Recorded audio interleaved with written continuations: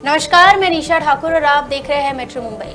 नुपुर शर्मा के बयान से फिलहाल विवाद थमता हुआ नजर नहीं आ रहा है, लेकिन आखिर इतना बड़ा विवाद क्यों?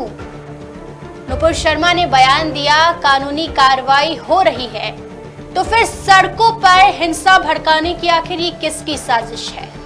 इस बात का खुलासा खुद एक मुस्लिम संगठन ने किया है। अगर आप नाम सुनेंगे तो आप हैरान रह जाएंगे। जमीयत उलेमाए हिंद ने खुद ये बात मानी है कि मुसलमान को मुसलमान ही भड़का रहे हैं और इससे अब हमें सतर्क हो जाना चाहिए।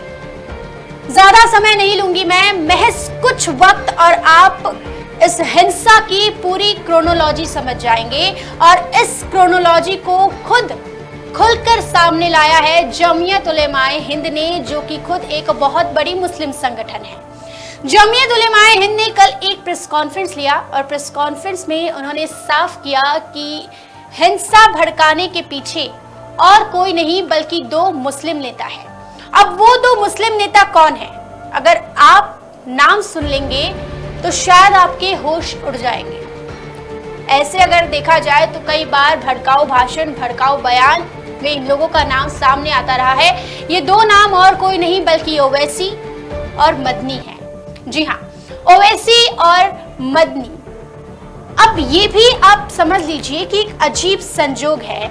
नुपुर शर्मा ने बयान दिया एक टीवी डिबेट पर, जिसके 2 शुक्रवार तक सब कुछ शांत रहता है, यानी 2 जुम्मा होता है और कुछ भी नहीं होता है, लोग एकदम शांत। 15 दिन बाद अचानक ओवैसी और मदनी आते हैं, भाषण देते हैं और लोगों को, मुसलमानों को, युवाओं को भड़काते हैं। ये मेरे शब्द नहीं है, ये जमीयत उलेमाए हिंद में जो मुफ्ती, जो मौलाना बैठे हुए थे, उन्होंने इस बात का खुलासा किया है कि ओवैसी और मदनी ने लोगों को भड़काया है, मुसलमानों को भड़काया है। अब आप जरा समझिए, ये बात अगर वो समझ सकते हैं, इतनी बड़ी मुस्लिम संगठन अगर आगे आकर ये बात कह रही है, तो आप और हम ये बात क्यों नहीं समझ सकते? आप और हम भाईचारे के साथ क्यों नहीं रह सकते? अब उन्होंने क्या कहा है, मैं ये भी स्पष्ट करा देती हूँ। साफ तौर पर उन्होंने कहा कि नुपुर शर्मा के बयान के बाद 2 शुक्रवार तक सब कुछ शांत था, कुछ भी नहीं हुआ, लेकिन 15 दिनों बाद जो विरोध हुआ वो एक एजेंडे को हवा देता है। उन्होंने कहा कि सवाल उठता है कि 2 हफ्ते बाद आखिर ये विरोध क्यों हुआ? 2 हफ्तों तक क्या लोग सो रहे थे?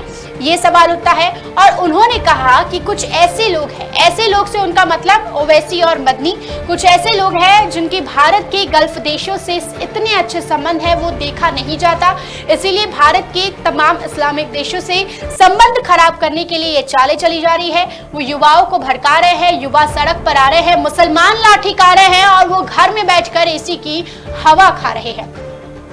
ये भी बात साफ कही। और जमीयत उलेमाए हिंद ने साफ कहा कि ओवैसी और मदनी के खिलाफ हम फतवा निकालेंगे। सरकार को ओवैसी और मदनी के खिलाफ कार्रवाई करनी चाहिए, इसकी जांच करनी चाहिए, आखिर हिंसा को हवा कौन दे रहा है। साथ ही उन्होंने ये भी कहा कि ओवैसी और मदनी के खिलाफ सख्त से सख्त कार्रवाई होनी चाहिए। हिंसा भड़काने के लिए, हिंसा के खिलाफ फतवा जारी किया जाएगा, बुरा बोलने वालों पर सरकार कार्रवाई करेगी। और उन्होंने ये भी कहा है कि मुसलमानों को भारत में कोई खतरा नहीं है। ओवैसी और मदनी जब पहले की सरकार थी तो केंद्र सरकार से उन्हें समर्थन मिलता था, केंद्र सरकार से उन्हें सपोर्ट मिलता था, लेकिन जो सपोर्ट अब भाजपा की सरकार आने से उन्हें नहीं मिल पा रहा है, इसके लिए एक एजेंडे के तहत, एक राजनीति के तहत देश को हिंसा की आग के हवाले किया जा रहा है। हम 130 करोड़ हिंदुस्तानियों की तरफ से कह रहे हैं, ये बात साफ कही है कि ये देश सभी का है और हमें मिलजुल कर रहना है, किसी भी राजनीतिक एजेंडे का शिकार नहीं बनना है। अब आपके और हमारे ऊपर है कि ये बात खुलकर सामने आकर कही है एक मुस्लिम संगठन ने, ये बात साफ कही है एक मुस्लिम संगठन ने कि मुसलमानों को और कोई नहीं बल्कि मुसलमान ही भड़का रहा है। वो खुद घर में बैठकर टीवी चैनल देखते हैं और आप लाठी डंडे खाकर जेल की हवा खाते हैं। तो आप, फैसला आपके हाथ में है कि आपको किसके साथ है, आप किसके साथ है। देश में कानून है, देश कानून के तहत चल रहा है, नुपुर शर्मा को सस्पेंड किया जा चुका है। नुपुर शर्मा के खिलाफ FIR दर्ज किया जा चुका है। तमाम तरीके की कार्रवाई की जा रही है। सड़कों पर उतरना गलत है, प्रदर्शन करना आपका अधिकार है, लेकिन पथराव करना अधिकार नहीं है। पथराव करना इंसाफ मानने का तरीका नहीं है। अब फैसला आपके हाथ में।